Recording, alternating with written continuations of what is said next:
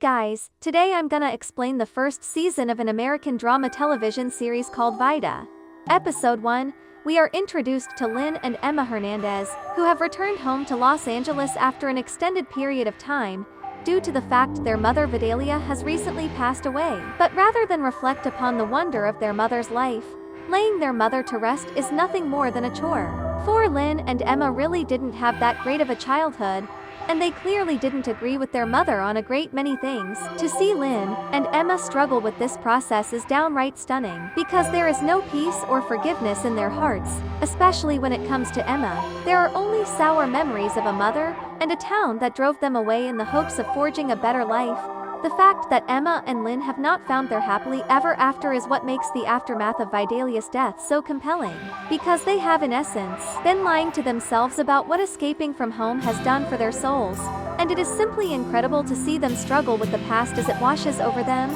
by way of childhood friends, and memories that they encounter at every turn. To complicate matters further, Vida willed 30% of the ownership of their family-owned bar to Eddie and split the other 70% between Emma and Lynn. At a local restaurant, Emma tells Lynn that they need to sell the bar. The sisters run into Johnny's little sister Mari, which results in an argument. When the sisters return home and announce their plan, Eddie announces that she will never sell, for it is raw in its presentation of death, and how we cope with pain that comes with loss, and the pain of the past, and it features some incredibly dynamic characters, the kind that are fully fleshed out since we know exactly where Emma and Lynn are coming from when we meet them, and that is an outright rarity. If anything, it is clear by the end of this episode that we are going to be in for one powerful journey,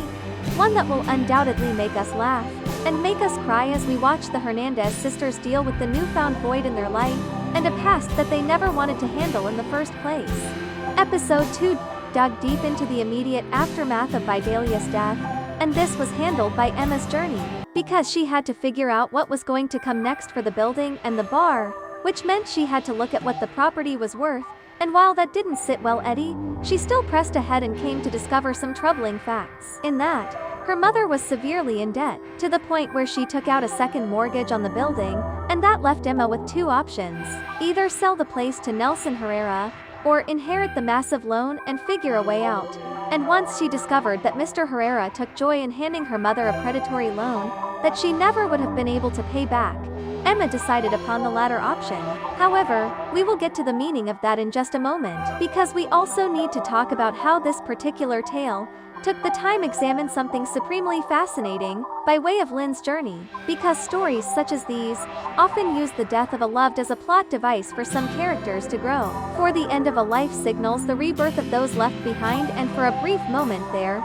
it seemed as though this was going to be the beginning of that journey for Lynn. For her beloved Juniper gave her the boot, and reclaimed the credit card he gave her, which should have motivated her to turn her life around and become independent. But instead, she rejected the lesson right in front of her, and drifted right back toward Johnny in the hopes of easing her pain with another fruitless endeavor, and this was painfully realistic, when all is said and done. For negative behavior and hollow pursuits are a staple of emotional distress, so to see it here was powerful for certain, as was Emma's response to Nelson's offer, because taking a stand despite her rocky relationship with her mother speaks to her moral code, and that she believes in good above all else, something that will hopefully guide her to do the right thing in the days to come. For no real decision has been made on the long-term fate of the bar or the building, and it should be interesting to see where her bold decision to hang on to the property for a little while longer will take her and her sister, because climbing a mountain of debt is no easy task, but there's no other choice at this point,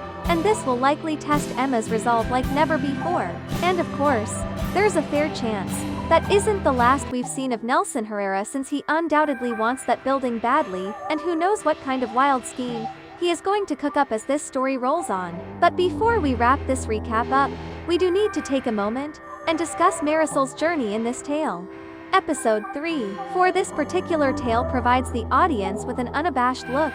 at how we handle the loss of a loved one in the short term, and it explored that by way of the Hernandez sisters, and surprisingly, Eddie as well. In fact, Eddie's journey in this story offered up some supremely sobering moments, simply because now was a perfect time for her to feel her feelings, and her solution to dealing with the pain of losing her love was to simply let it wash over her, to the point where she simply embraced the silence surrounding her, and she also did her best to avoid people. With a few exceptions, of course, because Emma's constant attacks on her and her late wife prompted her to stand up for herself, and of course, the building still needed maintenance, which, oddly enough, offered her an opportunity to try and reconcile some of her pain. Because one of the neighbors took the time to console Eddie, and that led to some beautiful moments, wherein Eddie was able to reflect upon the wonder of Vidalia, and how so many loved her for her kindness, and her ability to be so understanding to others' needs. And more importantly, this conversation allowed for Eddie to reflect upon all the lost moments that she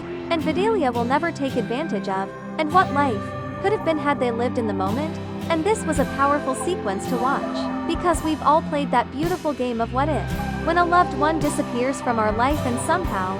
thinking of them in this manner allows for us to start the healing process, since it reminds us to live life to the fullest and honor them. And it was quite beautiful and moving to see this on display. While this was magnificent to watch in its own right, there was still more to explore in regard to this notion, which brings us to Emma and Lynn and the unique manner in how they dealt with the fresh void in their lives. For Emma did what so many of us do in this situation and buried herself in work. And it seems that taking the time to look at the books and reopen the bar was a healthy move for her, since it gave her focus and clarity, and her approach to finding a slice of peace served as the perfect foil to Lynn's healing process. For she, in essence, didn't feel anything in this tale. She went about her business and kept trying to win Johnny back from his fiancée, and it was a tad stunning to see her not show any kind of emotion and place blame on others for her actions. But apathy is a way that folks sometimes cope with loss. Emma confronting her sister about her behavior might be the wake-up call that Lynn needs.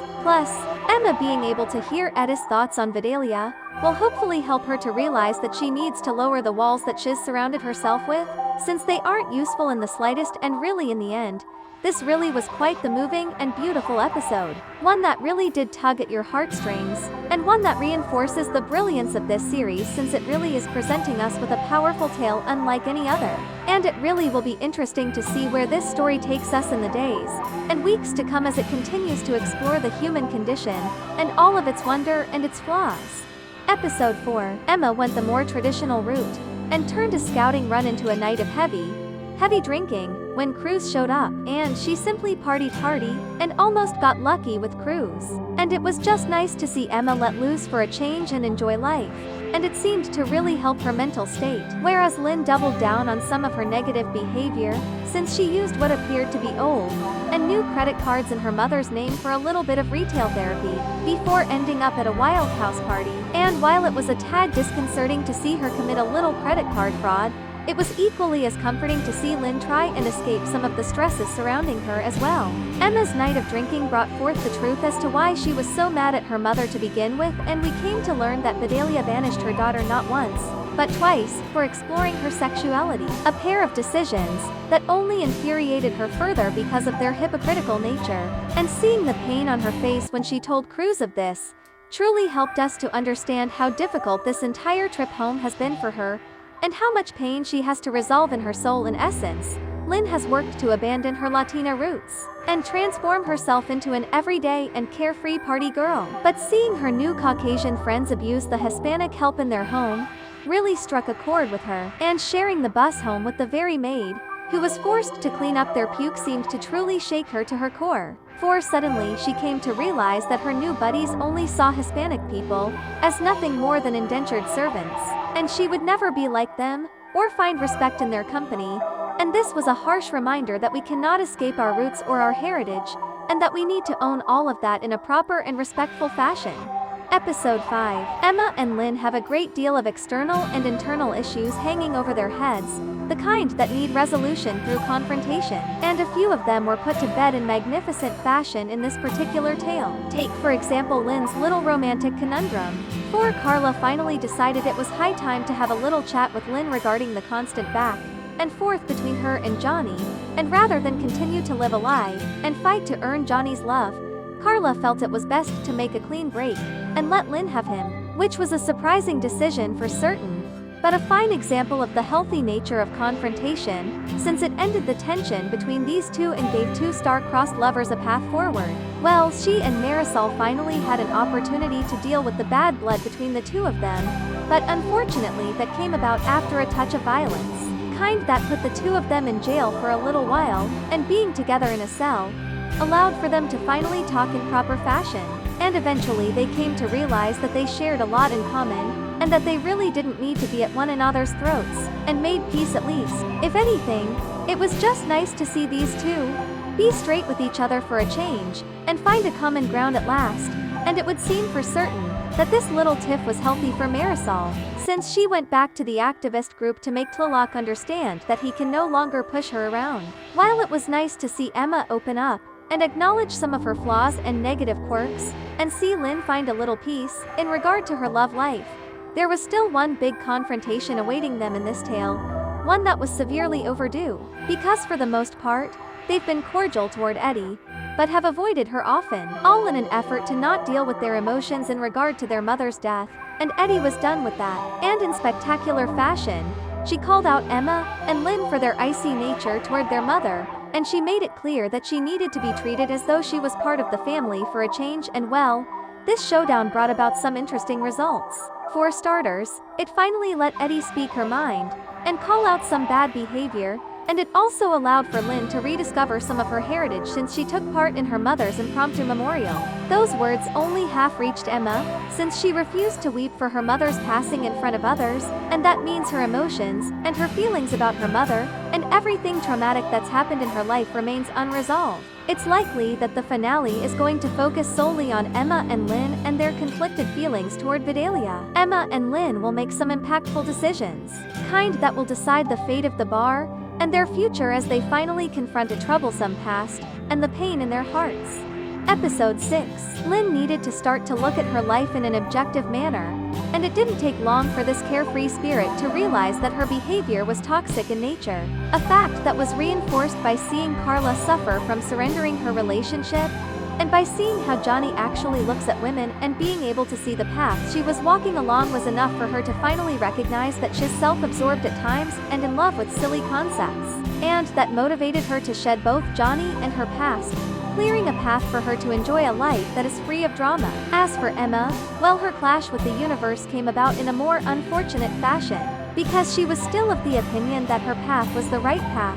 and that getting rid of the bar was the only way to move forward in life, which is a notion that didn't sit well with Eddie in the slightest, and that motivated her to leave the bar with some friends and get sloshed somewhere else. And that turned out to be an incredibly poor idea, because a drunken moron, who saw one of Eddie's pals as a conquest, was put in his place by Eddie, and that motivated this gentleman to beat the ever-living hell out of her, putting her in the hospital. And it wasn't until Emma was face to face with her broken stepmother that she started to ponder deeply on the course of her own life, and where her disdain for her mother and the bar had brought her, wherein Emma finally opened up to her sister about what the bar actually meant to her and the community, for it really was a safe space, filled with memories and moments, and that helped Emma to realize that her disdain for yesterday had poisoned her soul, and that the right thing to do, in order to heal, was to forge ahead and save the bar and its history. And while it is unfortunate that it took physical abuse of Eddie to help Emma realize the true power of the bar,